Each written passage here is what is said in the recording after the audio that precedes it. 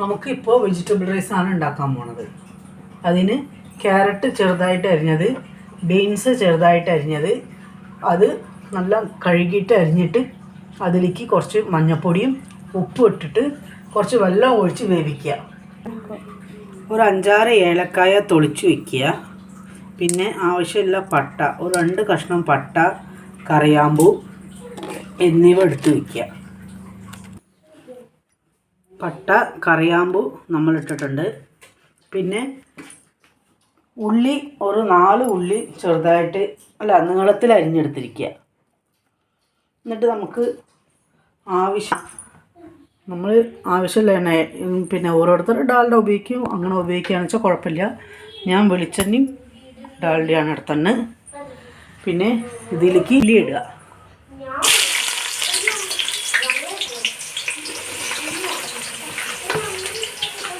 പിന്നെ നമ്മൾ ഏത് അരിയാണ് എടുക്കുന്നത് വെച്ചാൽ അത് വേവിച്ച് വെക്കുക. ഞാനിന്ന് പച്ചരിയാണ് എടുത്തന്നെ. ഉള്ളി നല്ല നിറം മാറണ വരെ വഴറ്റുക. ഉപ്പിട്ട് വേവിച്ച ചോറാണിത്. ചൂടാറാൻ വെച്ചിരിക്കുകയാണ്. ഇഞ്ചി, വെളുത്തുള്ളി, പച്ചമുളക് എന്നിവ ഇതിലേക്ക് അരിഞ്ഞിട്ടിരിക്കുകയാണ്. ഇതിലേക്ക് കുറച്ച് പെരിഞ്ജീരകം ഇട്ടിട്ട് ഒന്ന് അരച്ചെടുക്കുക.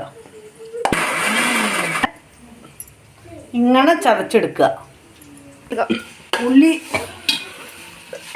നിറം മാറുന്ന വരെ നല്ല വഴറ്റി കൊടുക്കുക.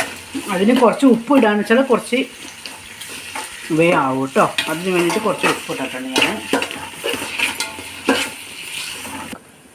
ഒരു തക്കാളി എടുത്തിട്ട്, നല്ല പഴുത്ത തക്കാളിയാണ്.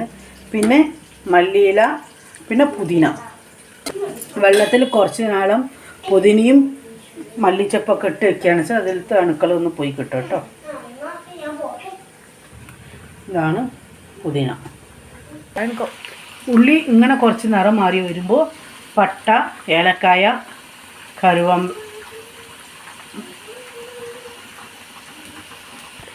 കറിയാമ്പൂ ഇതൊക്കെ ചേർത്ത് ഇതിലേക്ക് ഇടുക. പിന്നെ തക്കാളി ചെറുതായിട്ട് അരിഞ്ഞെടുക്കുക. ഇത് വെന്ത് കഴിഞ്ഞതിന് ശേഷം നമുക്ക് ഓഫാക്കുന്നതാണ്. പിന്നെ ഇതിലേക്ക് തക്കാളി അരിഞ്ഞ് വെച്ചത് ഇടുക. നല്ല ചെറുതാക്കി അരിയേണ്ടതാണ്.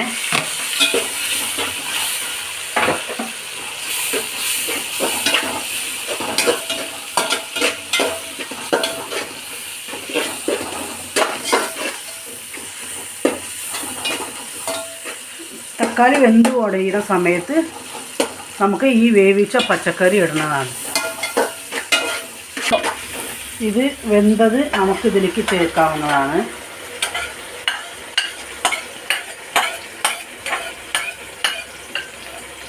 പച്ചക്കറി നമുക്ക് ചേർത്ത് കൊടുത്തിട്ടുണ്ട്. എന്നിട്ട് നല്ല ഇളക്കുക. എന്നിട്ട് ഉപ്പ് പാകമാണോ എന്ന് നോക്കണേ. നമ്മളിപ്പോൾ ചോറിട്ട് കൊടുക്കണതാണ്.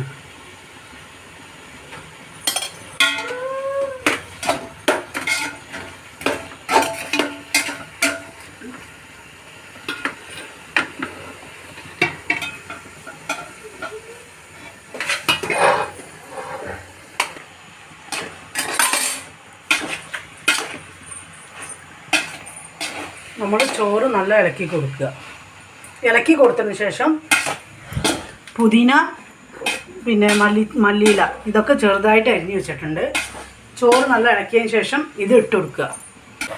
ഇഞ്ചി, വെളുത്തുള്ളി, മസാലയൊക്കെ ഇട്ട് കൊടുക്കുക കേട്ടോ. നമ്മൾ അരച്ച് വെച്ചത് ഇട്ട് കൊടുത്തിട്ട് നല്ല ഇളക്കുക. നെയ്യ് കുറച്ച് ഒഴിച്ചു കൊടുക്കുക, മണം ഇഷ്ടപ്പെടുന്നവർക്ക്. എന്നിട്ട് നല്ല ഇളക്കി കൊടുക്കുക. മല്ലിയിലയും പുതിനയും അരിഞ്ഞത് ഇട്ട് കൊടുക്കുക.